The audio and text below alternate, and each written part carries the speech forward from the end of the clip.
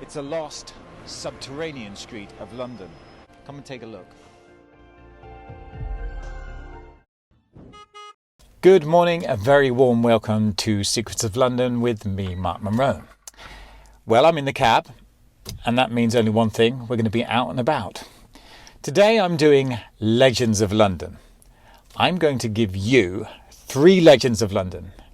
Only one of those legends is true. The other 2 are totally fictional. All you have to do is figure out which is the real one. What story is actually true? Let's waste no time and get going. And today's first stop will be Mayfair, the upmarket W1 district. And when we get there, we're going to be in search of some elephants. Yep, you heard me. Elephants.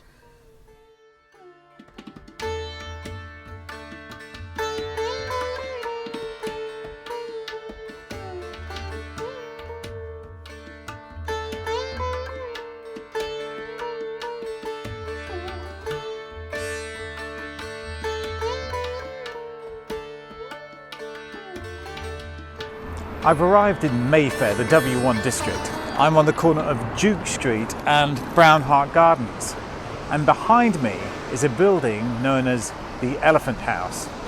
And why is that? Well, guess what? It used to house elephants. But no ordinary elephants. These were Queen Victoria's elephants.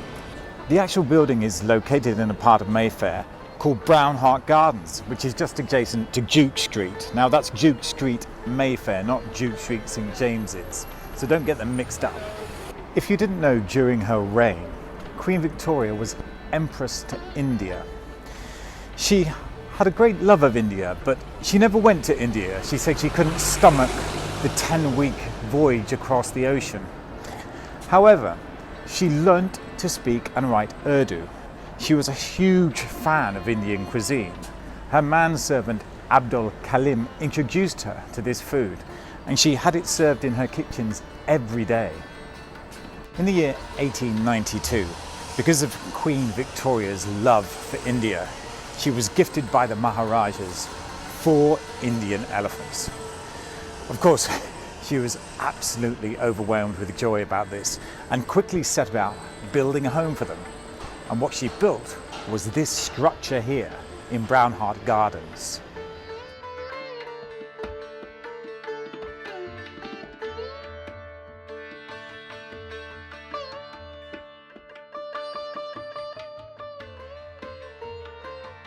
As you can see behind me, the doors, which are a signature feature of the Elephant House, stand incredibly tall and proud. Obviously, they needed doors this size to get these huge animals into the building. The elephants arrived in the summer of 1892 and were transported by railway to Waterloo Station. Once they arrived there, it was then the elephant procession up here to Duke Street. Thousands of people lined the streets. This was a real event. Just standing here, I can imagine the elephants arriving in that summer of 1892 and making their way up Duke Street. Both sides of the street absolutely rammed with people cheering them on. I should think that they were absolutely petrified at the same time, and then making their way through this huge door at the front of Brown Hart Gardens into what was to be their brand new home, thousands of miles away from India. Before long, Londoners had taken the elephants to their hearts and would daily come here to Brown Hart Gardens to see them and to even feed them. These windows here were open. They've been glazed over now, and their trunks would come out and the public could feed them with cakes and sweet buns. They were fascinated.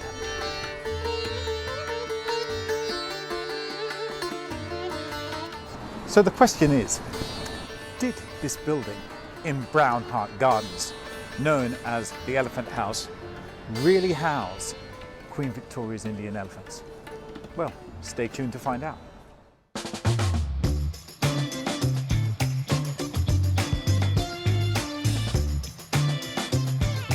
Okay, I've made my way to the second destination, looking for the second legend.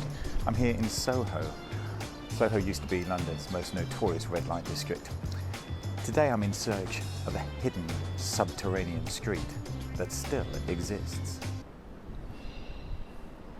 Let's take a look. I'm at the end of Old Compton Street, one of Soho's most famous streets. And this is Charing Cross Road here.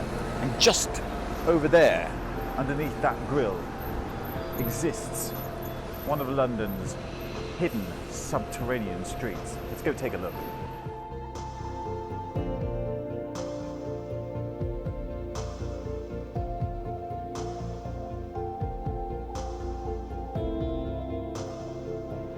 Here in Charing Cross Road, one of the busiest thoroughfares in London, exists one of the most bizarre streets in London, Little Compton Street. It's a lost subterranean street of London that's connected to Soho. And how do we know it still exists?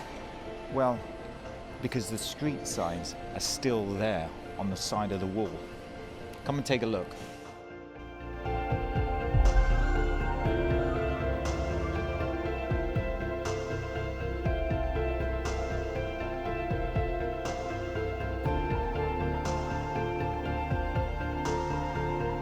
Little Compton Street was obviously attached to Old Compton Street, and then it went on to New Compton Street, which is surrounded by an office block over there now.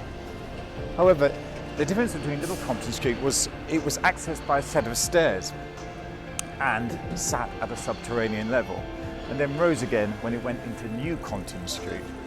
Obviously, having this subterranean context about it encouraged ne'er-do-wells, gambling and prostitution. So a lot of people would take the steps to Little Compton Street of an evening to get up to whatever they were getting up to. So, does London's subterranean Little Compton Street still exist underneath that grille over there? Okay, next stop, we're off to the city to visit a street with a very interesting name.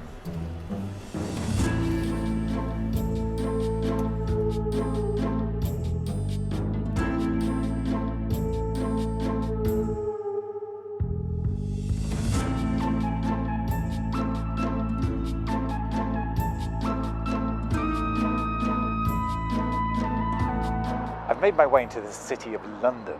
I'm on a street called Houndsditch. If you're from the East End, Houndsditch. Or if you're from Belgravia, Houndsditch. Well, there are some very strange names for the streets and the roads around London. But the reason this particular thoroughfare is called Houndsditch is because the dead hounds were thrown into a ditch which ran across this thoroughfare in the 1200s. Yes, this is where Londoners disposed of their dead dogs. Houndsditch extends along the city wall on the outside from Aldgate to Bishopsgate and was indeed formerly part of a town ditch. And it obtained its name from its filthy conditions and, like I said, the number of dead dogs cast into it. The thoroughfare has now been built upon both sides and has a great number of courts and alleys opening onto it.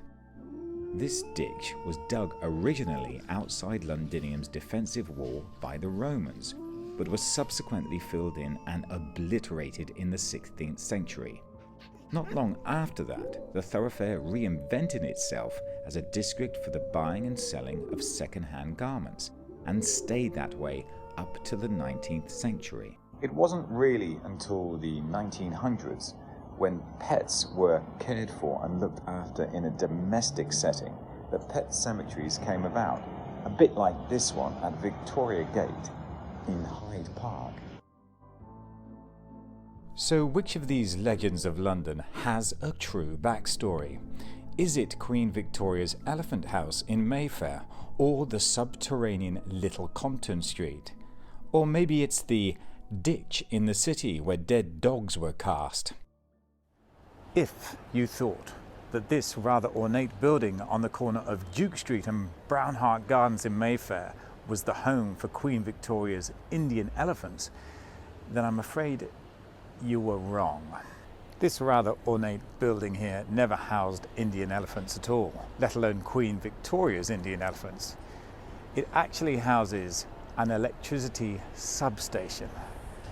How boring is that for a building that's so beautiful to look at? The roof of the structure is now a garden terrace and houses art installations and a small cafe up there. It's incredibly popular in the summer, in fact all year round. If you thought that Little Compton Street was a long-lost subterranean street that existed in Soho, well, I'm afraid you're wrong. There was a Little Compton Street in Soho that was connected to Old Compton Street. However, it was never at subterranean level. This recess behind me is actually a service tunnel for utilities. The signs on the wall that indicate Little Compton Street are actually to aid the workers below ground, to let them know exactly where they are in relationship to Soho. So that leaves us with Houndsditch. Yes, Houndsditch is so called because the dead hounds, the dead dogs of London were thrown into a ditch right here in the centre of the city of London. Thanks for watching Secrets of London with me, Mark Monroe. Leave any comments down below, hit that thumbs up button, and if you really enjoyed the episode, why not subscribe? Until next time, stay tuned.